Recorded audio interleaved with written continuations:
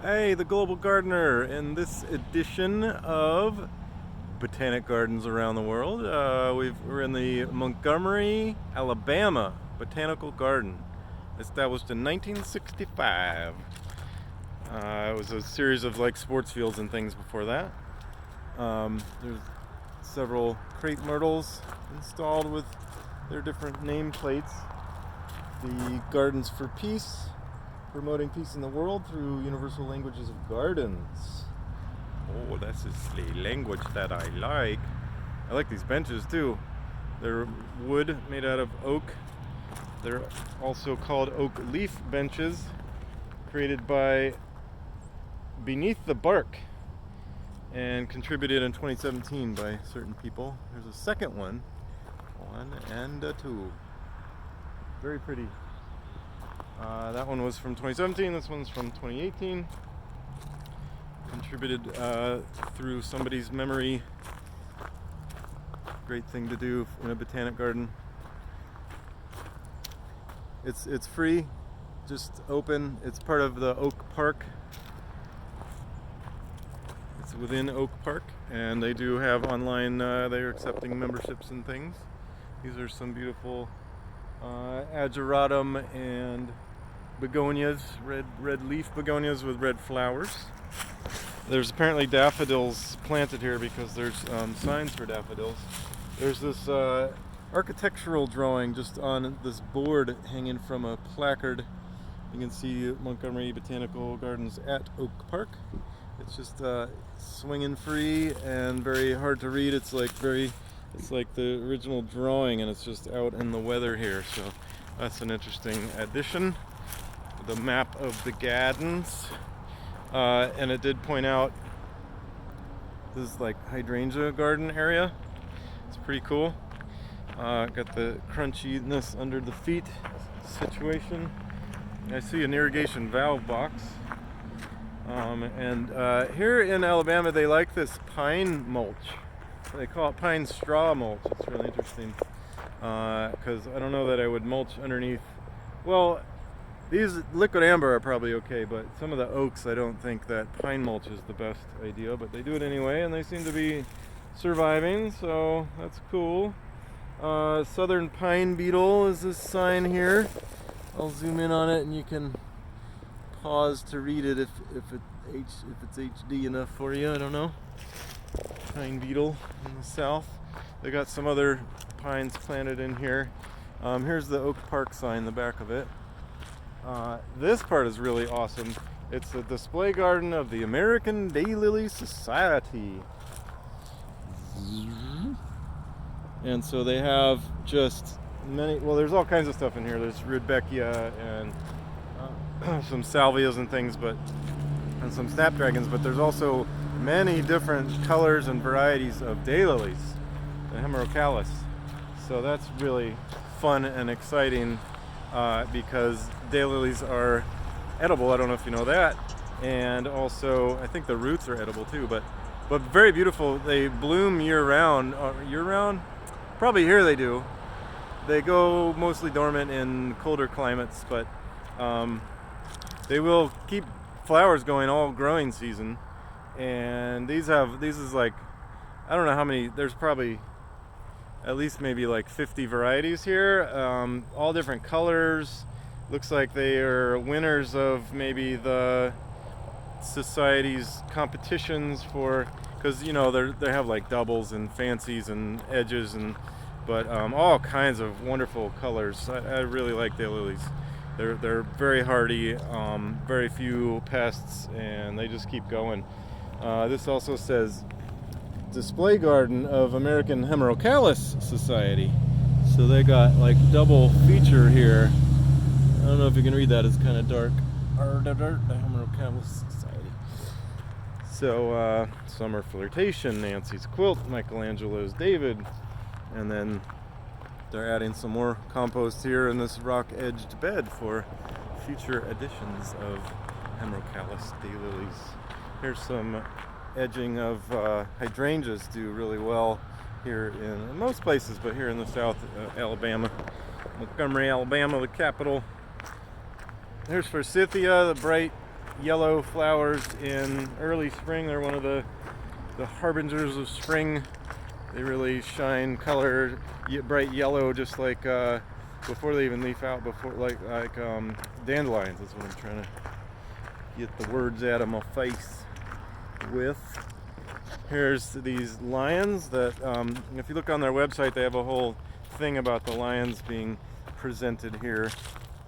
And I didn't actually read it too closely, but they're pretty and large and metal. They have pictures of like welding their feet to these, the plinth. Have you ever heard the word plinth? That's what a statue goes on, is a plinth. Here's an acorn bench. Oh, this is super cute too. Created by Beneath the Bark. And this is somebody else's memorabilia, memorial to remember somebody. So I'm trying to show that it's really cute because the edge of the acorn is still, like the husk, I think it's called, is on the acorn, right? It's still on there. And so making giant acorns out of oak, my shadow's in the way, is an interesting tribute to the oak and to the person who is no longer there to sit upon said bench. A perfect pine predator, the southern pine beetle, again with this is an amazing pine. I would love to know the name of this. If you know the name, please comment below. But wow, beautiful bark. And is this what the beetles do? Are these nodules? I'm trying to get not shade on there, but these nodules are all over this tree. And kind of like oak trees will make with the oak gall, they'll make a thing around any kind of beetle that's boring into them. So this is the wolves of the insect world, apparently. This sign is older and not really readable, but Google will have a lot of information on pine predators, southern pine beetle, Dendroctonus frontalis. Dendroctonus frontalis. So you can look that up for more about pine beetles and their influence in this area, and probably I've seen a lot of dead pine trees, more as they're called snags when it's a dead tree, just in a forest, which have a lot of value for habitat for birds, particularly maybe owls and stuff. But snags, dead trees, so cutting down dead trees has a value too, but their value as habitat is very important. So leaving snags in the forest is just fine. If there's not like a pathway like here where it might fall on somebody, you probably don't want to have too many snags hanging around. But in a regular forest, leave them be. Here's a willow oak, Quercus phellos, Phellos, Quercus phellos, highly susceptible to oak wilt. The willow oak.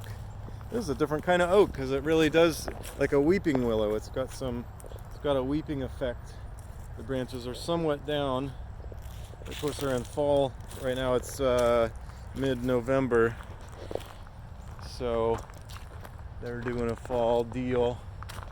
Here's some ageratum and sage, and Nepeta catmint is a great ground cover.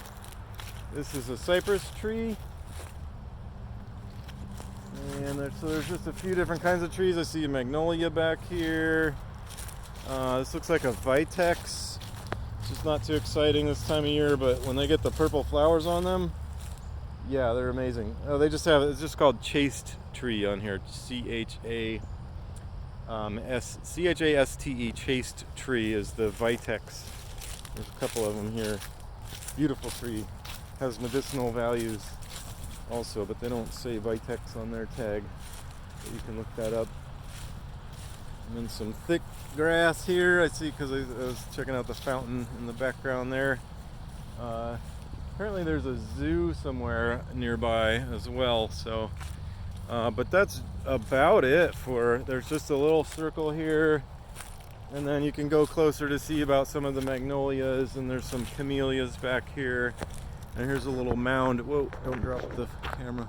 Little mound of mostly salvias, echinacea. What is that? Coreopsis or something? Various flowers in here. Yeah, some more. Maybe cosmos.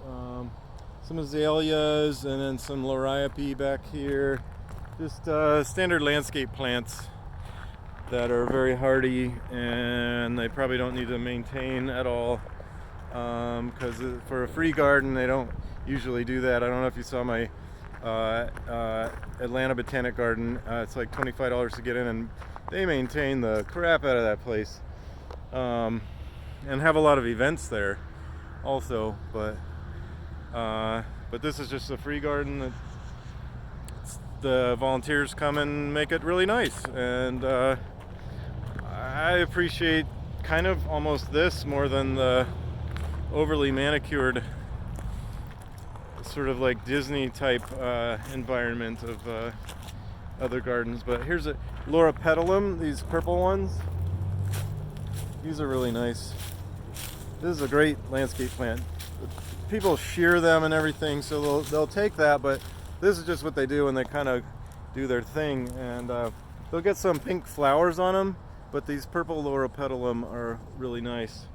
I don't see the name on a placard to show you the spelling, but there's a bunch of them here, so you can group them like this as a hedge on the edge. It's not too tall, so it's not like a screen, but it is a good one. Actually grouped with Abelia grandiflora. It's another one that has these pretty little flowers, and they do actually smell good. Abelia grandiflora. Another decent edging. The grandiflora, they get taller than that. But there are some shorter varieties, I guess, too. So yeah, Loropetalum and Abelia, and then you got some azaleas here. And is that oak? No, the weeping oak. I like that one. More hydrangeas, and then the camellias that are full of buds right now. Those do get much taller. This, whatever variety this is, they don't have them named here, but they're full of buds. They're doing real well here. So I don't know if the Camellia sinensis T would make it so well, but here they are flowering in November. There you go. And there's some Japanese, was that pokeweed? I think Japanese knotweed. I'm probably mixing those up, but there's some logs growing some mushrooms. That's exciting. They got a cute accent here in Alabama. But that's it for I think the main part of the garden. I should maybe look closer at the map. Here's a sign that says the park gate closes at 8 p.m. So if you look online, people do events here and things, and barbecues and stuff. So you can do that until 8 o'clock, which is pretty nice. There's a kind of little cabana thingy dealy over there. But there's the 8 p.m. sign. And there is a lot more space here. We could go check out the fountain, but you can see how that is from here. There's some benches for seating. And yeah, a great place to have a picnic. Cool. So there you have it, the Montgomery, Alabama Botanic Garden. All right, see you in the next Botanic Garden edition. This has been the Global Gardener. My name's Damon, and I look forward to enjoying another garden with you soon.